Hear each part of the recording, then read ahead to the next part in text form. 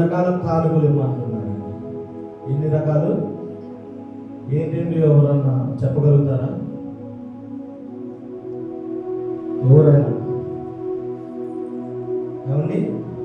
ఎవరైనా ఉన్నారా? ఇక్కడ మన దేవుడు మనల్ని 3 రకాల కానుకలు ఇవ్వమంటున్నారు. అందులో అందరూ ఒకటి కానుకలు అడుగుతున్నారు. ఏమండి? సమయము, ఇంకొకటి హృదయము. ఇక్కడ మనం చూసుకున్నట్లయితే దేవుడు ముఖ్యంగా మనం అడుగుతుంది 3 రకాల కానుకలు. ఆ కానుకలు ముఖ్యంగా దేవుడు మనం అడిగేది 2 కానుకలు, 3ది కూడా పక్కన పెట్టేసి 2 కానుకలు అడుగుతున్నాడు. ఆ కానుకలు ఏంటంటే హృదయం అనే కానుకలు ఇమ్మంటాడు. 2వది సమయాన్ని దేవుడు కొరకు త్యాగించమంటాడు. ఇక్కడ మనం చూసుకున్నట్లయితే ఇక్కడ దేవుడికి హృదయం ఎంతమంది అర్పించారండి? సంపూర్ణంగా హృదయం అందరూ అర్పించారు, బాగా ఉంది. మరి సమయం అండి చూసుకున్నట్లయితే హృదయము అనే కానుక ఏంటిదండి? హృదయము అనే కానుక దేవుడు ఎటువంటి హృదయం అడుగుతున్నాడు? నీ దగ్గర ఉన్నటువంటి మోసకరమైన హృదయం అన్నాడు. ఏ హృదయం అన్నాడు? పరిశుద్ధమైన హృదయం ఇస్తాడు. నీ మోసకరమైన హృదయం నీ దగ్గర ఉంటే దేవుడు మనకి పరిశుద్ధ హృదయం ఇస్తాడా? ఏమండి? ఆ యొక్క పరిశుద్ధమైన హృదయం నీకు కావాలంటే నువ్వేం చేయాలి? చూసుకున్నట్లయితే ఒక 7 మంది ఉండి ప్రార్థించినప్పుడే దేవుడు అక్కడ హాస్పిటల్లో డాక్టర్ గారు 5 రోజులైతే లెగుస్తాడు అని ఖచ్చితంగా చెప్పినటువంటి డాక్టర్ గారు 7 మంది ప్రార్థిస్తే ఇక్కడ 2 రోజులు చేశారు. అదే సంఘం అంతా ప్రార్థిస్తే వచ్చి ఇంకెన్ని రోజుల్లో 1 రోజులో వేసేవాడు. ఇక్కడ మనకు కావాల్సింది ఏంటిది? ప్రార్థన. ప్రార్థన అనేది మన హృదయంలో ఉండాలండి. ఒకసారి మనం చదువుకున్నాం, మనం చెప్పుకున్నాం, మన హృదయంలో ఏముండాలంట? హృదయంలో మళ్ళీ మర్చిపోయారు. హృదయంలో వాక్యం ఉండాలంట, గదిలో ప్రార్థన ఉండాలంట, వీధిలో సాక్ష్యం ఉండాలంట. ఇక్కడ మనం చూసుకున్నట్లయితే మన హృదయాన్ని దేవుడికి అర్పించినప్పుడు మన హృదయాల ద్వారా దేవుడు మాట్లాడతాడండి ప్రతి ఒక్కరితో. ఇక్కడ మనం చూసుకున్నట్లయితే సామెతల గ్రంథము 23వ అధ్యాయము 26వ వచనం ఒకసారి చదువుకుందామండి. నా కుమారుడా నీ హృదయమును, ఇక్కడ ఏమని అడుగుతున్నాడండి? నా కుమారుడా నీ మోసకరమైన హృదయం నాకు, నీ మూర్ఖత్వమైన హృదయం నాకు, నీ దుష్టత్వం కలిగినటువంటి హృదయం నాకు, నీ కొవ్వినటువంటి హృదయం నాకు అని దేవుడు మనం అడుగుతున్నాడండి. ఏమని అడుగుతున్నాడు?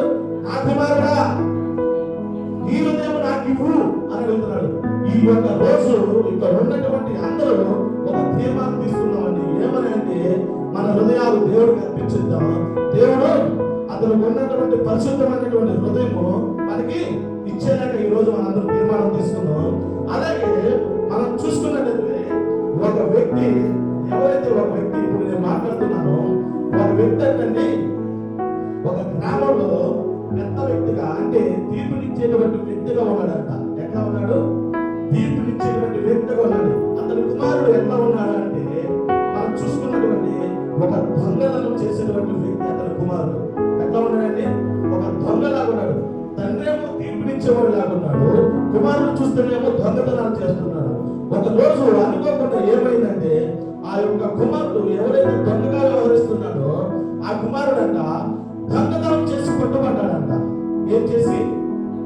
దొంగతనం చేసి పట్టుబడ్డాడు. ఆ పట్టుబడినటువంటి ఆ కుమారుడిని తీసుకొని ఎవరి దగ్గరికి వచ్చాడు? మళ్ళా తీర్పునిచ్చేటువంటి తండ్రి దగ్గరికి వచ్చాడు. ఎక్కడికి వచ్చాడు? తీర్పునిచ్చేటువంటి తండ్రి దగ్గరికి వచ్చాడు. ఇప్పుడు మన తండ్రి ఏం చేయాలి? కొడుకు విషయంలో ఒకసారి చెప్పండి.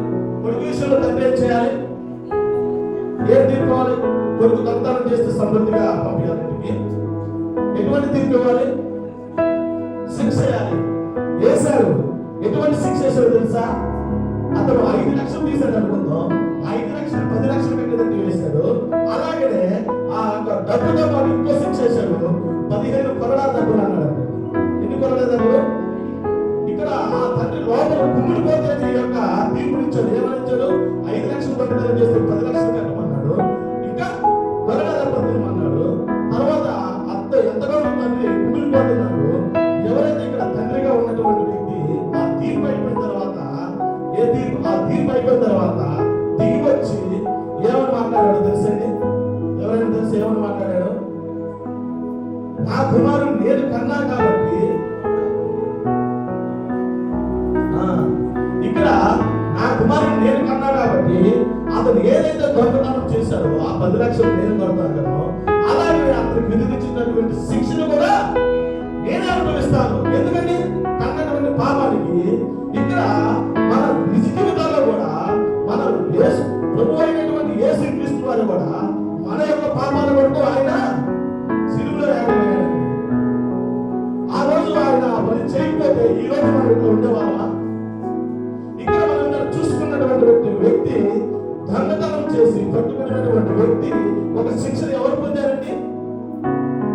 తండ్రి పొందారు. ఇక్కడ మనం చేసేటువంటి పాపాలకి, మనం చేసేటువంటి మోసకరమైన హృదయాలకి, మనం చేసేటువంటి మూర్ఖమైనటువంటి హృదయాలకి, మనం చేసేటువంటి దుష్టమైనటువంటి హృదయాలకి ఎవరు బలయ్యారండి?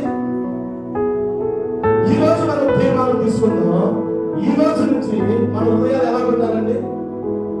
పరిశుభ్రంగా ఉండాలి. మనం ఏం కేటాయించాలి?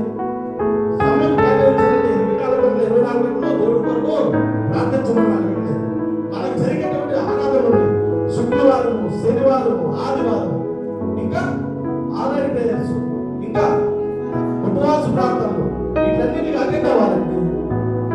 నువ్వు ఎప్పుడైతే అటెండ్ అవుతావో, ఎప్పుడైతే దేవుడి సన్నిధిలో ఉంటావో నీకు ఏం కలిగింది? సంపూర్ణమైన హృదయం నీకు కలిగింది. ఆ హృదయం నీలో కలిగినప్పుడు నీలో ఏముంటుంది? సంతోషం ఉంటుంది. నీ కుటుంబంలో ఏముంటుంది? సంతోషం ఉంటుంది. నీ యొక్క సంఘంలో ఏముంటాయి? శోధనలు పోతే నీ యొక్క ప్రాంతంలో మీరు ఒక మార్గదర్శిగా ఉంటారు.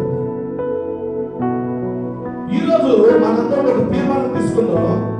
నేను ముగించుకుంటూ అందరూ ఒక తీర్మానం తీసుకుందాం. దేవుడిని మనం ఒకటే అడుగుదాం, మన యొక్క సమయాన్ని దేవుడికి ఎట్లా కేటాయించాలి, మన యొక్క హృదయాన్ని దేవుడికి ఎట్లా కేటాయించాలి అన్న దాన్ని బట్టి మనం తీర్మానం తీసుకుందాం. మనం తీర్మానం తీసుకునేటప్పుడు ప్రతి ఒక్కరు కూడా మనం ఎట్లయితే మన పాదరక్షను బయటికి విడిచి వచ్చామో అలాగే మన పాపాలు కూడా బయటే వదిలేద్దాం. ఎక్కడ వదిలేద్దాం? బయటే వదిలేద్దాం. ఈ రోజు మనం తీర్మానం తీసుకుంటాం.